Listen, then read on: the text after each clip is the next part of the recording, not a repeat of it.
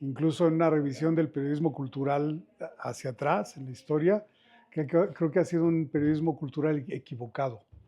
Generalmente ubican la cultura como el arte y en realidad la cultura se refiere a una actividad que satisface necesidades, sean físicas, intelectuales o emocionales.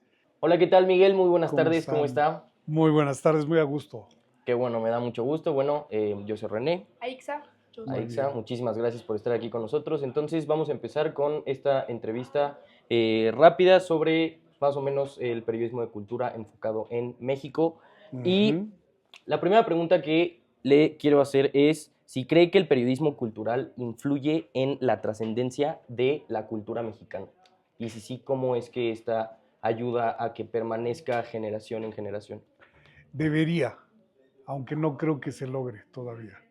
Incluso en una revisión del periodismo cultural hacia atrás, en la historia, que creo que ha sido un periodismo cultural equivocado. Si se dan cuenta, la mayoría de contenidos en los medios de comunicación, escritos o electrónicos, el periodismo cultural, el contenido es arte.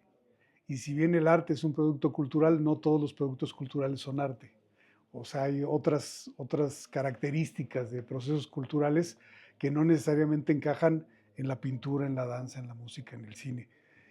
Por ese motivo, el periodismo cultural, conocido como tal, que se aplica a los medios, se queda corto. Hay una parte que no aplica y eso sería muy útil para que se aplicara, tal como venía tu pregunta, a un desarrollo y una trascendencia cultural del país.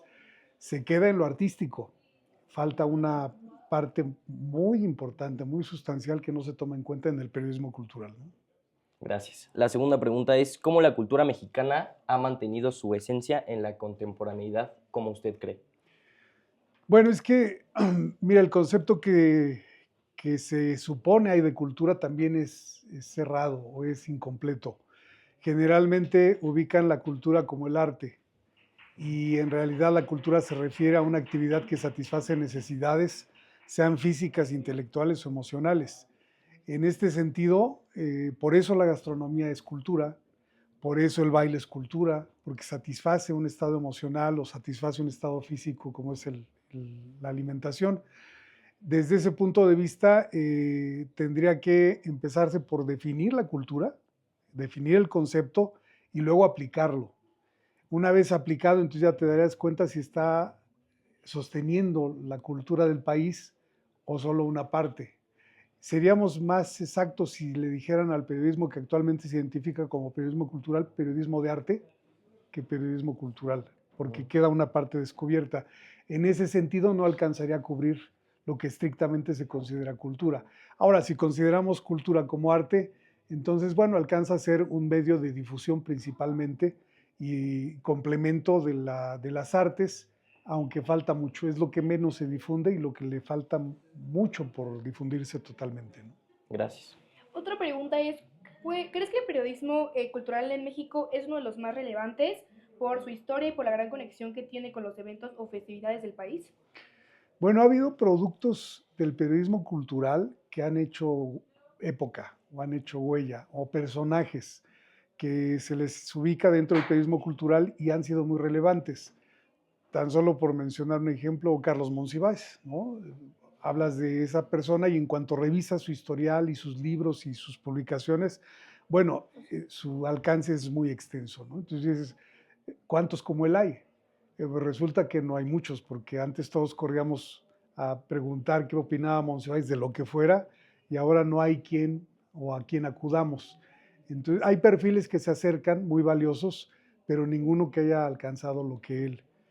De tal forma, así como hubo este personaje, hay otros. Actualmente, Humberto Musacchio, yo lo respeto mucho, es un periodista con mucha trayectoria y generalmente ejercicios en los medios. Por ejemplo, lo que hubo en Canal 11 hoy en la cultura, que fue un noticiario cultural, el primero que se hizo, el que hace el 22, las barras informativas culturales que hace Radio Educación, por ejemplo. Entonces, son destellos de ejercicios del periodismo en los medios. Si todo en conjunto conformara lo que es el periodismo cultural en México, todavía nos quedaríamos cortos. No solo es eso, pero aun cuando es lo más notable, nos quedamos cortos, hace falta más. Perfecto, muchísimas gracias. ¿Cuál ha sido la mejor experiencia en una de sus coberturas ya sea algún concierto, obra teatral, ceremonia o festividad? Uy, pues son muchas, pero yo recuerdo con mucho cariño algunas entrevistas donde al final el entrevistado se siente satisfecho con las preguntas.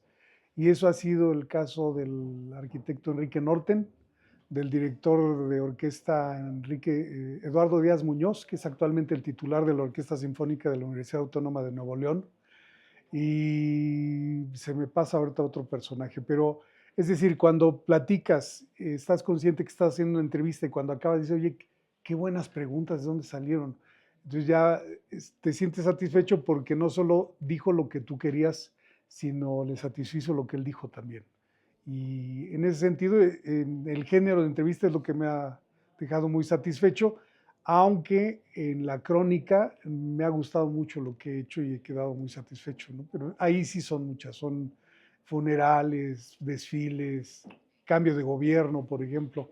Hay varios temas que me ha gustado en el terreno de la crónica, lo que he hecho. Perfecto, muchas gracias. Y por último, ¿le podría decir a los compañeros futuros alguna enseñanza que nos quiera decir a los que se quieren dedicar al ámbito cultural del periodismo? ¿Una recomendación o algo por el estilo, lo que guste? Bueno, lo que yo siempre recomiendo y no dejaré de recomendarlo es que lean. Es la parte que casi nadie hace, no de los estudiantes de comunicación, sino de todas las especialidades. Los profesionales tampoco lo hacen. Yo les preguntaría a ustedes cuánta gente ven con un libro en la mano o cuánta gente en vez de estar comunicándose por los dispositivos en fila está leyendo. Es una mínima parte. Aunque ahora hay audiolibros y no sabemos si los que traen audífonos están oyendo un libro, pero eso hace que demos con un resultado garantizado. Si uno lee más que los otros, automáticamente estarás con mayores capacidades para desarrollar lo que quieras, como médico, como arquitecto y como periodista o como comunicador, mucho más. Entonces el consejo que doy siempre, lean, porque eso después los va a llevar a escribir, y leer y escribir es un ejercicio del pensamiento que pocos practican. Muchísimas gracias. Muchísimas gracias, Miguel, Gracias. por compartirnos un poco sobre tu perspectiva del periodismo cultural en México, así como tu trayectoria. Te agradecemos Muchas muchísimo gracias el por la tiempo. invitación. Gracias.